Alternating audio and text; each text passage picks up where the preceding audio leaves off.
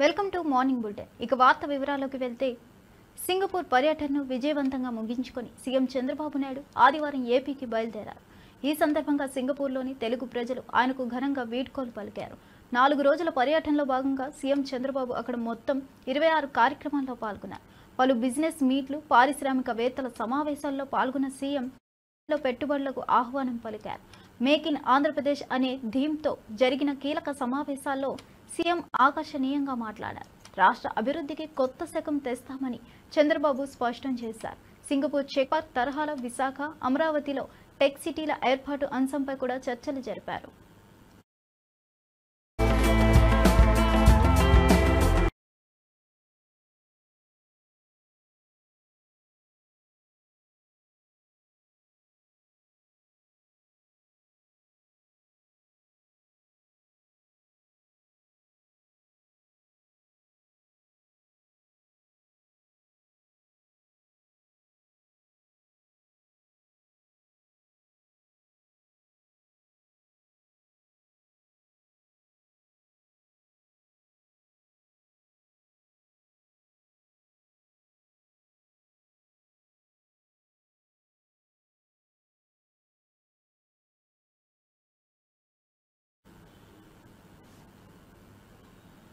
నల్గొండలో కాంగ్రెస్ నాయకులపై మంత్రి జగదీష్ రెడ్డి గరం అయ్యారు.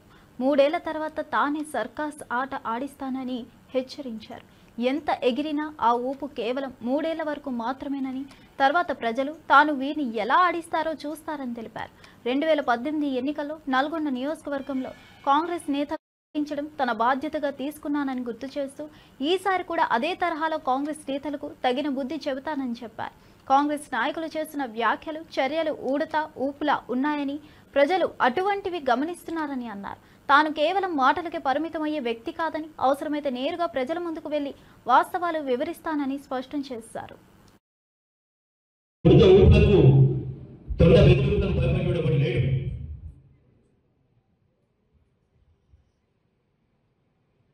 పోలీస్ కేసులు పెట్టి ఏదో భయపెట్టిస్తాం, తొండ భయపెట్టించి ఏదైనా పోతుంది, దేని కనుక పోతుంది, తప్పించుకుంటుంది, ఎంత దూరం పోతుంది, ఎరువులో పడితే దొరకదా మనకి, యాడిపోతే బిడ్డ 3 ఏళ్ళే కదా, అప్పుడు ఉంటుంది నీది సర్కస్. సర్కస్ సర్కస్ ఆడిపిస్తాము బిడ్డ, ఇట్లా ఆడను మేము చూపిస్తాం అసలు సర్కస్, నేనే ఆడిపిస్తా, ఆ పని పెట్టుకుంటా. నేను ఇక బ్రహ్మాండంగా నల్గొండను బాగు చేసిన ఇబ్బంది ఏం లేదు, ఇప్పుడంత కష్టం అప్పుడు చేసే పక్క లేదు నాకు. అప్పుడేమో వీళ్ళని ఓడగొట్టడానికి పని పెట్టుకొని పనిచేసిన జానారెడ్డిని, ఎంకరెడ్డిని అందరిని వరుస పెట్టి ఓడగొట్టిన. ఇక ఇప్పుడు సర్కస్ ఆడే పని తీసుకుంటా, బాధ్యత తీసుకుంటా. నెక్స్ట్ ఒక్కరిని వదిలిపెట్టా, తెలంగాణకు ద్రోహం చేస్తున్న కొడుకులు ఎవరిని. ఎందుకంటే కాలేజీ చెప్పిండు మనకు మాట, ప్రాంతేతరుడు అవతల వాడు వచ్చి మిమ్మల్ని దోపిడీ చేస్తే మనని ఆ అంశం వరకు పాల్గొనండి, మనని మన ఊరు బయట వరకు పాల్గొనండి. ప్రాంతం వాడే ద్రోహం చేస్తే ఇక్కడనే పాతి పెట్టండి అని చెప్పి కాలేజీ ఏదైతే చెప్పిండో దాన్ని అక్షరం అమలు చేసి తీరుతాం. తెలంగాణ ద్రోహులను తప్పకుండా పాతి పెడతాం. ఇక్కడ బంగాళాఖాతం విషయంలో, కృష్ణా గోదావరి నదుల విషయంలో మీరు చేస్తున్న ద్రోహం ఏదైతే ఉందో తప్పకుండా ప్రజల్లో ఎండగడతాం. ఇంటింటికి మీ దొంగతనాన్ని బయట పెడతాం. శ్రీహరికోటలోని సతీష్ ధావన్ అంతరిక్ష కేంద్రం నుంచి పిఎస్ఎల్వి C-58, జిఎస్ఎల్వి F-16 ప్రయోగం విజయవంతమైంది. భారత అంతరిక్ష పరిశోధన సంస్థ ఇస్రో ఆదివారం ఉదయం 9 గంటలకు ఈ ఉపగ్రహాన్ని కాంక్షలోకి పంపింది. ఇది పిఎస్ఎల్వి రాకెట్ ద్వారా నిర్వహించిన మరో అత్యంత ప్రతిష్టాత్మక ప్రయోగంగా నిలిచింది. గగన్యాన్ కార్యక్రమంలో భాగంగా ఈ ప్రయోగాన్ని చేపట్టిన ఇస్రో ముందస్తుగా సమగ్ర పరీక్షలు నిర్వహించింది. ఎక్స్రే పోలార్ మీటింగ్ శాటిలైట్ ఉపగ్రహాన్ని ఈ రాకెట్ విజయవంతంగా తీసుకెళ్లింది. ఇది సూర్యుడిని నిరంతరం పరిశీలిస్తూ అంతరిక్ష పరిశోధనలకు ఉపయోగపడనుంది. ఇది భారతదేశం నుంచి పంపిన తొలిసారి పోలరైజేషన్ శాస్త్ర విశ్లేషణ చేపట్టే ఉపగ్రహంగా నిలిచింది. దేశ శాస్త్ర విజ్ఞానానికి ఇది మైలురాయి ప్రయోగంగా అంతర్జాతీయంగా ప్రశంసలు అందుకుంటుంది. The GSLV F-16 NISR mission is successfully accomplished. History has been written today as NISR has been placed in the orbit successfully. Many hearty congratulations to ISRO, NASA and the users worldwide who will derive benefits of the Earth observation with this state-of-the-art NASA ISRO synthetic aperture radar satellite. Do stay tuned. Tune in for the address by Secretary DOS and Chairman ISRO and Mission.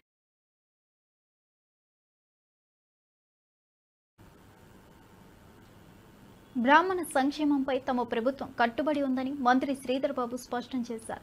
Hyderabad గౌలిదోటిలో CBE ఆధ్వర్యంలో నిర్వహించిన ఆత్మీయ సమ్మేళనంలో ముఖ్య అతిథిగా పాల్గొన్న ఆయన బ్రాహ్మణ సంక్షేమ పరిషత్పై కొందరు కావాలని దుష్ప్రచారం చేస్తున్నారని విమర్శించారు.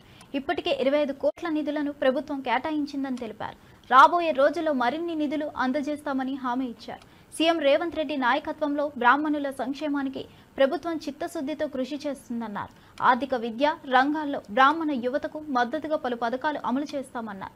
ఈ కార్యక్రమంలో పలువురు బ్రాహ్మణ సంఘాల ప్రతినిధులు సన్మానితులు పాల్గొన్నారు.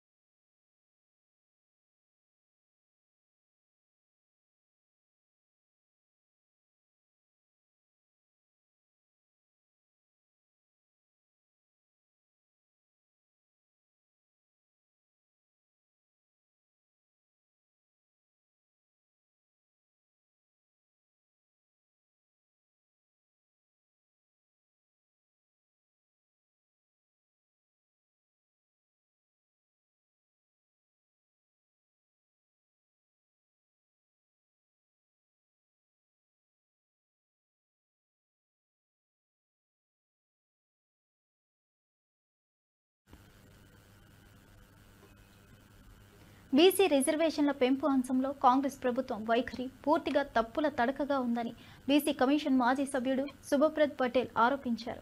కులగణన నుంచి బీసీ బిల్లుల వరకు శాస్త్రీయ పద్ధతులు పాటించకుండా కాంగ్రెస్ పాలకులు ప్రజలను మభ్యపెట్టే ప్రయత్నం చేస్తున్నారని మండిపడ్డారు. ఢిల్లీలో ధర్నా చేస్తామన్న హామీ వెనక్కి తగ్గిపోయారంటూ విమర్శించారు. ఇప్పటి వరకు బీసీల రిజర్వేషన్ సమస్యపై ప్రధానిని కలవకపోవడం బాధాకరమని చెప్పారు.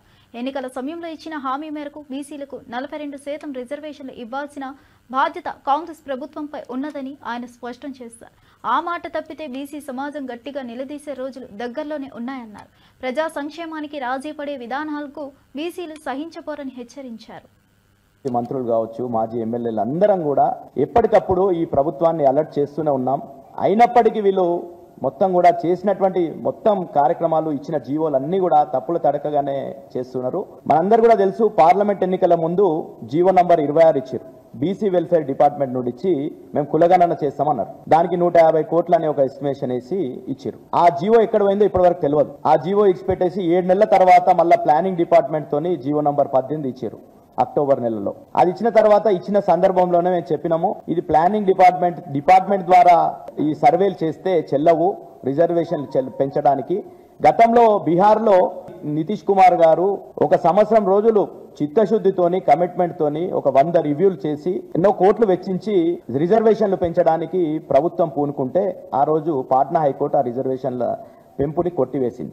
మేము ఆ విషయాలన్నీ కూడా చెప్పినాం ఈ ప్రభుత్వానికి. అయినప్పటికీ ఈ ప్రభుత్వం చేస్తున్న చర్యలు మొత్తం కూడా అన్ని తప్పుల తడకగానే జరుగుతున్నాయి. దానికి ఈరోజు రిజర్వేషన్లను 42% పెంచుతామని బయట చెప్తున్నారు.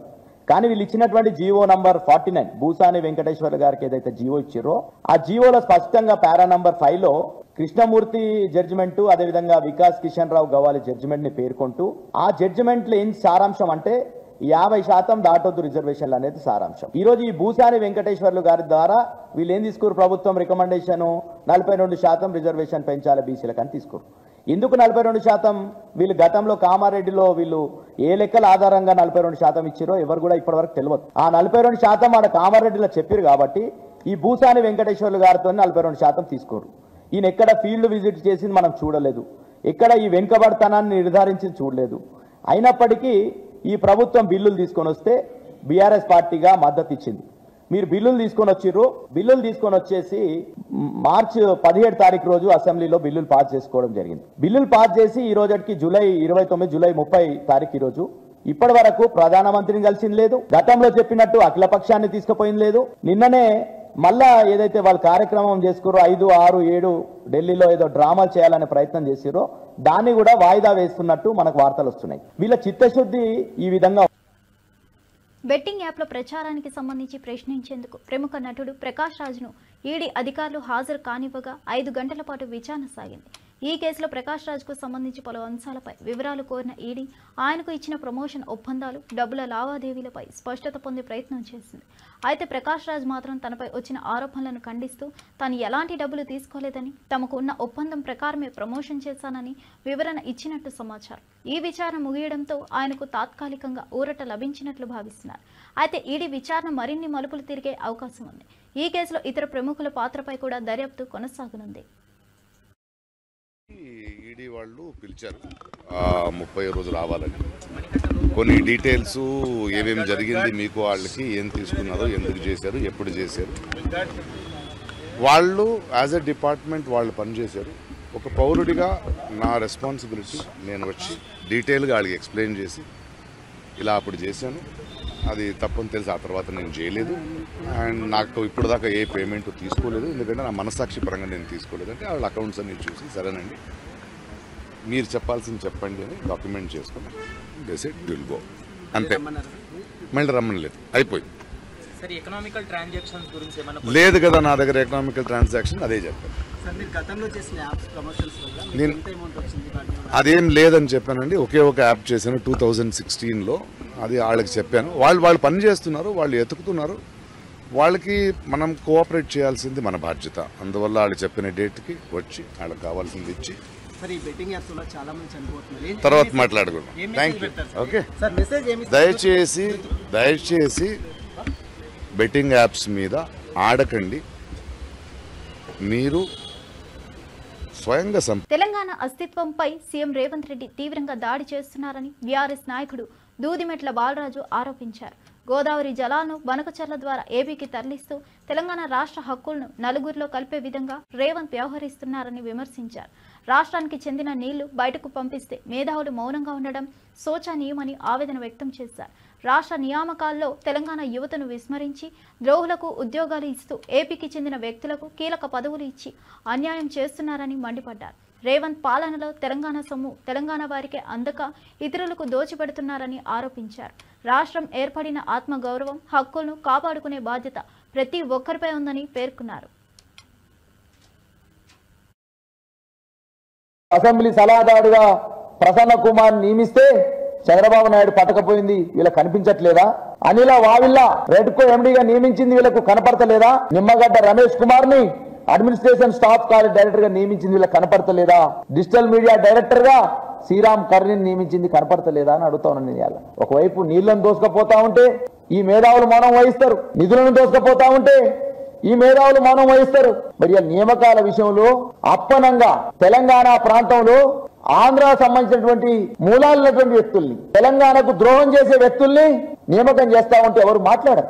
ఎందుకు మౌనం వహిస్తున్నారో ఇలా తెలంగాణ ప్రజల తరఫున మేము అడుగుతా ఉన్నాం. చంద్రబాబు నాయుడు సమక్షంలో రేవంత్ రెడ్డి గారు జూలైలో బనకచెర్ల సంబంధించినటువంటి నీళ్లను దోసుకొని పోవచ్చు, మీకు బనకచెర్లకు మేము గ్రీన్ సిగ్నల్ ఇస్తున్నామని చెప్పేసి మాట్లాడితే సమావేశం పెడితే దీనిపైన ఏ రాజకీయ పార్టీ గాని, తెలంగాణలో ఉన్నటువంటి నీటి రంగ నిపుణులు గాని, తెలంగాణ ఉన్నటువంటి మేధావులు గాని, తెలంగాణ ఉద్యమం పేరు చెప్పి ఆ రోజు కేసీఆర్ మీద ఇష్టం వచ్చినట్టు మాట్లాడినందుకు రేవంత్ రెడ్డి ప్రభుత్వంలో కొలువులు పొందిన కోదండరాం, కొలువులు పొందిన ఆకునూరు మురళి మాట్లాడారు. వీళ్ళు ఎందుకు మాట్లాడతలేరు అని అడుగుతా ఉన్నాను నేను. అదే విధంగా ఇదే ఉత్తమ్ కుమార్ రెడ్డి గారు విజయవాడకి వెళ్లి చంద్రబాబు నాయుడుతో సమావేశం పరుచుకొని తెలంగాణ నీళ్లను ఆంధ్రాకు అప్పజెప్పితే ఎవరు మాట్లాడరు. రీసెంట్ గా ముఖ్యమంత్రి గారి రివ్యూ మీటింగ్ జరిగితే ఆ రివ్యూ మీటింగ్ లో ఓటుకు నోటు కేసులో ముద్దాయిగా ఉన్నటువంటి రేవంత్ రెడ్డి గారేమో మూటలు మోస్తే ఆ మూటలు అందించిన మనిషి ఉదయసింహకు ఏం సంబంధం?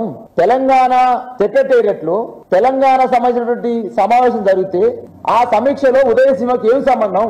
ఉదయసింహకు ఏం సంబంధం అడుగుతా ఉన్నా నేను. ఇవాళ తెలంగాణ ప్రభుత్వంలో నియమించబడ్డటువంటి ఈ ఆంధ్ర మూలాలున్నటువంటి అధికారులకు తెలంగాణకు ఏం సంబంధం అని అడుగుతా ఉన్నా నేను. దీనిపైన ఏ మేధావి మాట్లాడు, ఎందుకు మౌనం వహిస్తా ఉన్నారు? ఇవాళ అదే విధంగా తెలంగాణ ప్రాంతంలో గతంలో కేసీఆర్ గారు హెలికాప్టర్ వాడిన న్యూస్ అయ్యేది. ఇవాళ నేను అడుగుతా ఉన్నాను మీడియా ద్వారా, మిస్ వరల్డ్ పోటీలకు ₹1,00,000 ఖర్చు పెట్టి ఒక ప్లేట్ భోజనం వాడితే తెలంగాణ వాళ్ళు ఎవరు మాట్లాడకూడదా? ఏబులవాడలో వెళ్ళి ఒక ప్లేట్ భోజనానికి ₹34,000 రేవంత్ రెడ్డి ఖర్చు పెడితే ఎందుకు మౌనం వహిస్తారని అడుగుతా ఉన్నాను. అదే విధంగా ఇవన్నీ కేటీఆర్ గారు మాట్లాడితే, ఇవన్నీ బీఆర్ఎస్ పార్టీ మాట్లాడితే వ్యక్తిగతమైన దాడులు చేస్తా ఉన్నారు, వ్యక్తిగతంగా ఆరోపణలు చేస్తా ఉన్నారు, వ్యక్తిత్వాన్ని ఆనందం చేసేటట్టు మాట్లాడుతా ఉన్నారు. మా కేటీఆర్ గారు మాట్లాడిన మాటలలో ఏం తప్పుందని అడుగుతా ఉన్నాను. నేను 1,665 కోట్ల రూపాయలు సీఎం రమేష్ కు కట్టబెట్టిన మాట వాస్తవం కాదా అని అడిగినాం. సీఎం రమేష్ చర్చ ఏం పెట్టాలి? నీకు వచ్చిందా లేదా చెప్పాలి. కాంట్రాక్ట్ మీద మాట్లాడాలి, కాంట్రాక్ట్ వచ్చిందా లేదా మాట్లాడాలి. కానీ కులాల కుంపటిని పెట్టి రేపు జరగబోయే జూబ్లీహిల్స్ ఎలక్షన్ లో చలిగాసుకునే ప్రయత్నం ఏదైతే ఉందో దాన్ని భారత రాష్ట్ర సమితి ఖండిస్తా ఉంది. వాస్తవం కాదా? ఏదైతే హెచ్యు భూములకు సంబంధించి 400 ఎకరాలను ఒక బ్రోకరేజ్ సంస్థ ద్వారా మీరు సీఎం రమేష్ మధ్యవర్తిత్వం వహించి మరి 10,000 కోట్లు ఇప్పిస్తానంటే సినిమా ఇండస్ట్రీలో తన వెనుక ఎవరూ లేరని, ఎలాంటి బ్యాక్గ్రౌండ్ లేకుండా వచ్చానని హీరో విజయ్ దేవరకొండ స్పష్టంగా చెప్పారు. డాక్టర్ కొడుకు డాక్టర్ అవ్వాలనుకున్నా అతనికి దారి చూపే తండ్రి ఉంటారని, కానీ తనకు అలాంటి మార్గదర్శకత్వం ఎవరూ ఇవ్వలేదని పేర్కొన్నారు. తాను అన్ని విషయాలు స్వయంగా నేర్చుకోవాల్సి వచ్చిందన్నారు. అయితే తన సోదరుడు ఆనంద్ దేవరకొండ మాత్రం తన అనుభవాల వలన ప్రయోజనం పొందుతున్నాడని తెలిపారు. ఆనంద్కి తానే గైడెన్స్ ఇస్తూ దారి తేరుస్తున్నట్లు వివరించారు. ఒక్క అడ్వాంటేజ్ కూడా వృధా చేయకుండా అందిపుచ్చుకుంటాడని విజయ్ వ్యాఖ్యానించారు. డిసిషన్ తీసుకోవాలంటే వాళ్ళకి ఫాదరు లేకపోతే దాని వెనకాల ఎవరన్నా ఒకరు ఉండి దాన్ని ఇది ఒక 6 నెలలు దాన్ని ఒక స్టోరీ ఎవరైనా చేయాలంటే దాన్ని రీక్రియేట్ రాయటం ఇదంతా చేయడానికి దానికి ఎవరో ఒకరు సపోర్ట్ ఉండాలి. లేకపోతే దాన్ని నేను ఎవరో ఒకరు బ్యాక్గ్రౌండ్ ఉంటుంటారు. నాది అట్లా కాదు, నాకు నేనే చేసుకోవాలి, నా వెనకాల ఎవరు లేరు అని. కాకపోతే సోషల్ మీడియాలో ఇదో నెపోటిజం దీనిపైన ఇలానే వచ్చింది మొత్తం కూడా. ఇప్పుడు మీరు మీ ఫాదర్ జర్నలిస్టా ఆర్ మీరే ఫస్టా?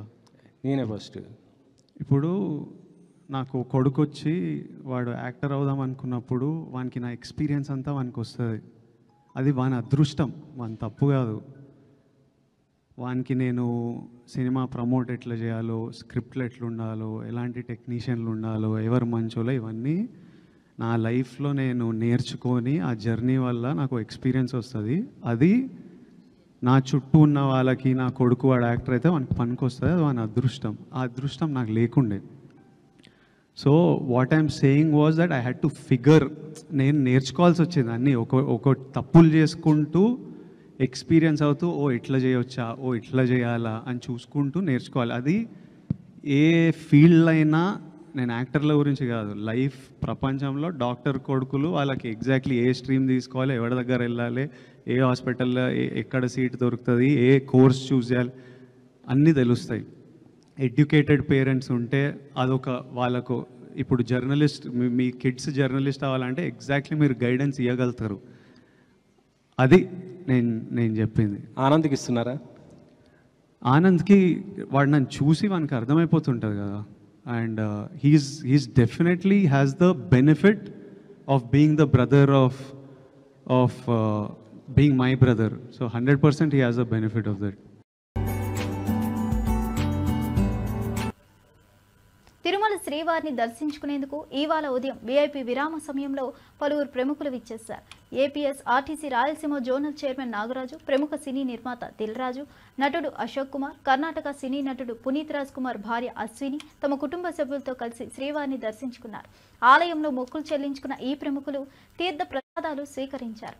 అనంతరం ఆలయ అధికారులు వీరికి శ్రీవారి ప్రసాదాలను అందజేశారు. తిరుమలలో ఈ రోజు భక్తుల రద్దీ అధికంగా ఉండగా అధికారులు భద్రతా చర్యలను కట్టుదిట్టంగా అమలు చేశారు. ముఖ్యమైన వీఐపీలకు ప్రత్యేక దర్శన సౌకర్యాలు కల్పించగా భక్తులు కూడా క్యూ లైన్లలో శాంతియుతంగా స్వామివారి దర్శనం చేసుకుంటున్నారు.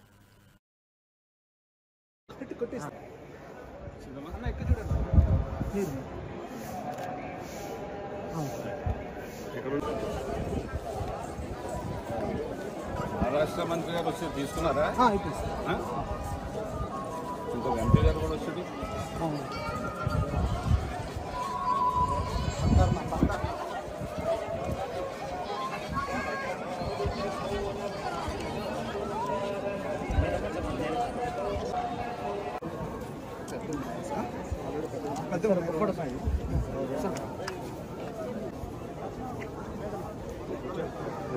సార్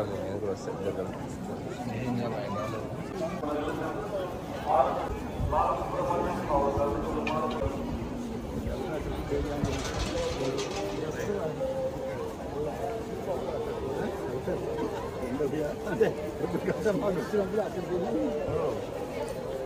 మొత్తం కవర్ చేసేలా ఉన్నారు. నేను అదొకటే, నేను కాదు అక్కడికి వెళ్తాం ముందు రోజు. నేను అన్నీ ఇక్కడికి వస్తే మెయిన్ ఇంపార్టెంట్ అన్నీ గోవింద గోవింద గోవింద.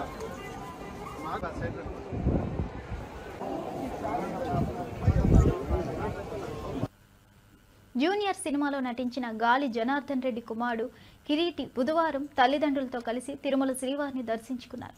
వీఐపీ ప్రారంభ విరామ సమయంలో స్వామివారి సేవలో పాల్గొన్నారు. టీటీడీ అధికారులు వీరికి స్వాగతం పలికి దర్శన ఏర్పాట్లు చేశారు. దర్శన అనంతరం రంగనాయకుల మండపంలో పండితులు ఆశీర్వచనం చేసి తీర్థ ప్రసాదాలు అందజేశారు. ఇటీవల విడుదలైన జూనియర్ సినిమాకు మంచి ఆదరణ లభించగా ఈ సందర్భంగా కిరీటి తన మొక్కులు చెల్లించుకున్నారు. భక్తుల మధ్య ఆయనకు అభిమానం పెరుగుతుంది.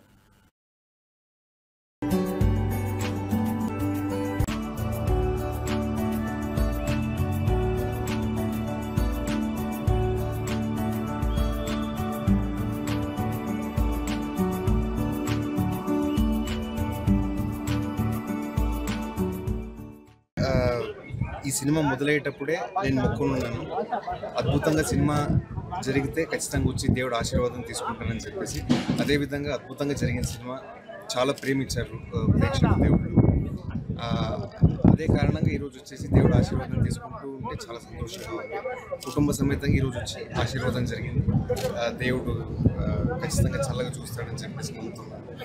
ఇంకొక 2 వారాల్లోనే నా నెక్స్ట్ సినిమా ఏదని చెప్పేసి ప్రకటించబోతున్నాను. ప్రేక్షకుల ఆదరణ, అభిమానము, వాళ్ళ ప్రేమ అలాగే కొనసాగాలని కోరుకుంటున్నాను. మా కర్ణాటక నుంచి నా దైవమైనటువంటి పునీత్ రాజ్ కుమార్ సార్, ఇక్కడ నేను చిన్నప్పటి నుంచి చాలా అభిమానంగా చూస్తున్నటువంటి హీరో జూనియర్ ఎన్టీఆర్ సార్ అవ్వచ్చు. వీళ్ళిద్దరూ నాకు చాలా స్ఫూర్తినిచ్చినందుకే చిన్నప్పుడు నేను ఒక నిర్ణయం తీసుకున్నాను సార్, ఒక నటుడుగా నేను కూడా జీవితంలో ముందుకు రావాలని చెప్పేసి. అంతే కాబట్టి రెగ్యులర్గా శ్రీకాళహస్తి సిస్టర్ అంతా ఉంటారు, వస్తూనే ఉంటారు.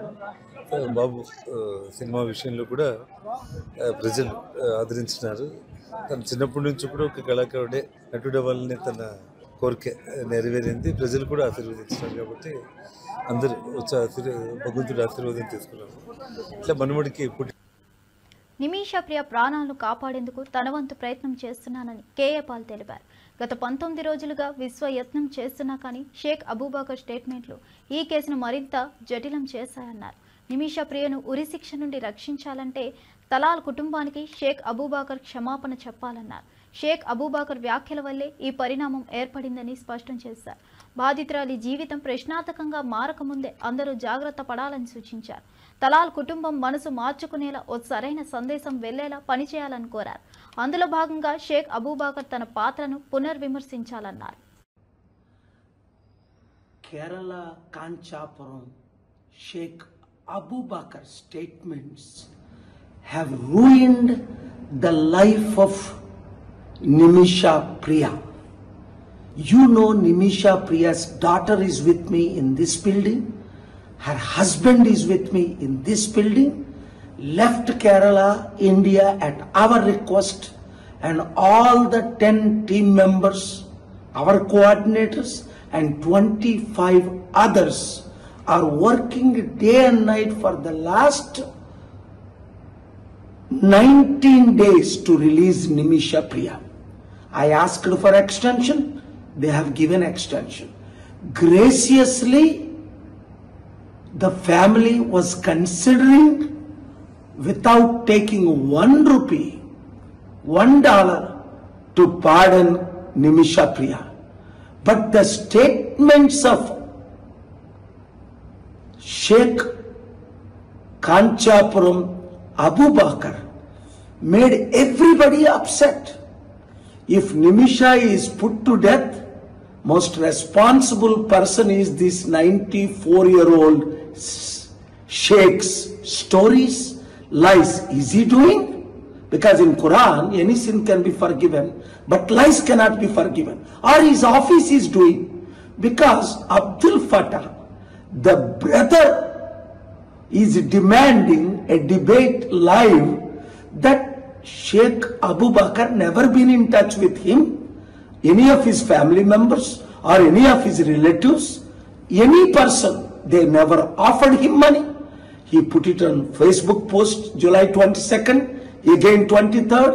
Yesterday he wrote in the letter, and now he went to the governments to put Nimisha to death again. After 19 days we worked so hard for a good result. This sheikh is doing more harm than any good.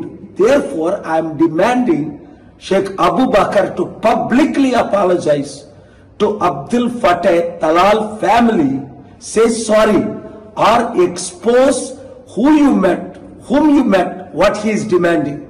So, my dear friends, if you know to do good, do it. Don't harm Nimisha Priya's daughter. Nimisha Priya husband left Kerala with me. We have become a family crying. Liquor స్కామ్లో తమపై తప్పుడు ఆరోపణలు చేస్తున్నారని, అసలైన లక్ష్యం YS జగన్ని target చేయడమేనని మాజీ మంత్రి పేర్ని నాని మండిపడ్డారు. జగన్ను జైలుకు పంపించి పార్టీని నిర్వీర్యం చేయాలన్న కుట్ర పథకమే ఇదని చెప్పారు. తమ పార్టీని అడ్డుకునే ప్రయత్నాల్లో భాగంగా వ్యవస్థల్ని ఉపయోగించుకుంటున్నారని విమర్శించారు. జగన్తో మాట్లాడి ఎవరో డీల్ కుదుర్చుకుంటున్నారని అనుకున్నా అది సాధ్యం కాదని, అందుకే కేసుల పేరుతో రాజకీయ వేధింపులు పెంచుతున్నారని ఆరోపించారు. ఇదంతా సవ్యంగా పరిశీలించాలని, ప్రజలు వాస్తవాలు గ్రహించాలని కోరారు.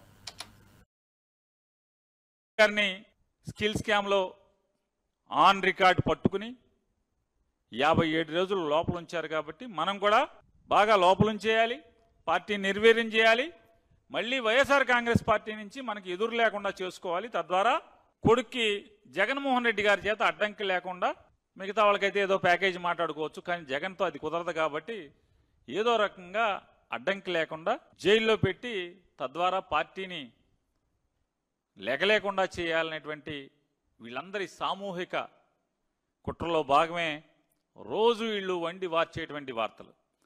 ఒక సిట్ని ఏర్పాటు చేసి ఆ సిట్టుని 1,00,000 కోట్ల అవినీతి జరిగిందని చెప్పని మొదలు పెడతారు. జగన్మోహన్ రెడ్డి గారి ప్రభుత్వంలో 2014 నుంచి 19 దాకా లిక్కర్ స్కామ్ అని, లిక్కర్ స్కామ్లో 1,00,000 కోట్ల అవినీతి జరిగిందని చెప్పని ఇష్టారాజ్యంగా మాట్లాడతారు. దాంట్లో ఆన్లైన్ పేమెంట్లు జరగలేదు, అంతా క్యాష్తో జరిగింది, అది జరిగింది, ఇది జరిగిందని చెప్పి ఎవరు ఎన్నిసార్లు ఏం చెప్పినా క్యూఆర్ కోడ్ ప్రకారం ఎన్ని సీసాలు అమ్మితే అన్ని సీసాలకి మర్నాడు బ్యాంకు తెరవంగానే డబ్బు జమ చేయకపోతే ఎంత తగ్గితే అంతకి ఎక్సైజ్ ఇన్స్పెక్టర్తో సహా సంబంధిత ఎస్ఐ కానీ, సిఐ కానీ, మిగతా కాంట్రాక్ట్ ఎంప్లాయీస్ కానీ అందరినీ కూడా పోలీసులు అరెస్ట్ చేయడం అనేది కూడా.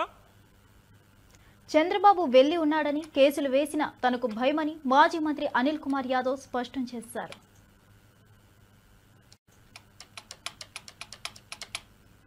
తనపై కేసులు పెట్టేంత వరకు ఎదుటి వాళ్లకు ధైర్యం వచ్చిందన్నారు. అటెంప్ట్ మర్డర్ చేసిన వాళ్ళు బయట తిరుగుతుంటే తాను ఎందుకు వెనుకడుగు వేయాలని ప్రశ్నించారు. జిల్లా సరిహద్దులో ఉన్న కార్యకర్తలందరూ తరలి రావాలంటూ పిలుపునిచ్చారు. మన టైం వచ్చిందని, ఇప్పుడు మన బలం చూపించే సమయం ఇదేనని చెప్పారు. రాజకీయంగా ఎదుర్కొనాలని, ఈ కుట్రలకు భయపడే ప్రసక్తే లేదని స్పష్టం చేశారు. కార్యకర్తలందరూ ఒక్కతాటిపై ఉండాలని సూచించారు. వ్యాపారం వేరే, వ్యక్తిగతం వేరే, రాజకీయం వేరే. అట్లాంటి జగన్మోహన్ వస్తుంటే ఆపాల, ఎవరు రాకూడదు. ఎక్కడైనా ఉందా? 46 మండలాలు ఉంటే 46 మండలాలకు సంబంధించి ఎస్ఐలు ప్రెస్ మీట్లు పెట్టటమా? 2,000 మంది పైగా నోటీసులు ఇవ్వటమా? ఈ జిల్లా చరిత్రలో అనేది రాష్ట్ర చరిత్రలో ఎక్కడ జరిగిందా? ఇక మాజీ ముఖ్యమంత్రి జిల్లా అధ్యక్షుడు వస్తా ఉంటే ఎవడో భయపరం. ఈరోజు అనిల్ మాట్లాడాడు కాబట్టి శుక్రవారం అనిల్ని ఎత్తుతాం, శనివారం ఎత్తుతాం అని రెడీ. ఊరే సిద్ధంగా ఉన్నాం స్వామి, ఎత్తండి, ఎప్పుడు ఎత్తుతారు ఎత్తండి. ఏమవుద్ది? 30, 60, 90 లేకపోతే 120? ఏమవుద్ది? నేను ఎన్నోసార్లు చెప్పా. చంద్రబాబు నాయుడు కూడా పోయాడుగా జైలుకి, నాకేం మొహమాటం ఉంది. ఇవండి ఈనాటి విశేషాలు. మరో బులెటిన్తో మళ్ళీ కలుద్దాం.